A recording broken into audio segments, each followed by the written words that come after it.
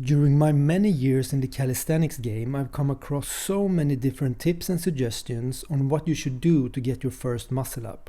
When I first started my muscle up journey, I watched a lot, and I mean a lot of YouTube tutorials. Some were great and others, well, not that great. In this video I want to share, in my opinion, the worst advice out there that will actually prolong your journey to your first muscle up and might even injure you along the way, and I will share in my experience what will actually work to get your first muscle up faster and safer. In addition to the advice in this video, I have created a free muscle up technique checklist to use before every muscle up workout as a reminder of the technique. This will make you learn the muscle up much faster and safer. Download it by clicking on the link in the description below. The muscle up uses a simple movement pattern. You pull yourself up over the bar and then push up into the dip. Simple, right? Then how come it takes such a long time to unlock it? If we haven't trained a lot of explosive pulling, then it just takes however long it takes to build that kind of strength. That's why controlled pull-ups do not transfer to muscle-ups.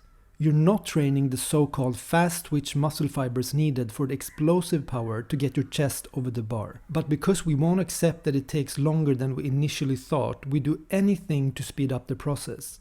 This leads to the first worst advice. Some people are actually telling you to start chicken winging when first learning the muscle up. Chicken winging is when you lean over with one shoulder first and then the other. We do this because we don't yet have the explosive power to lean over with both shoulders at the same time. This is such bad advice for several reasons. First of all, the injury risk of using the chicken wing technique is very high.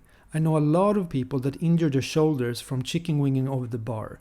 It's just an ego thing of wanting to jump steps and not having the patience to do the real work. Second, it's very hard to unlearn the technique later on.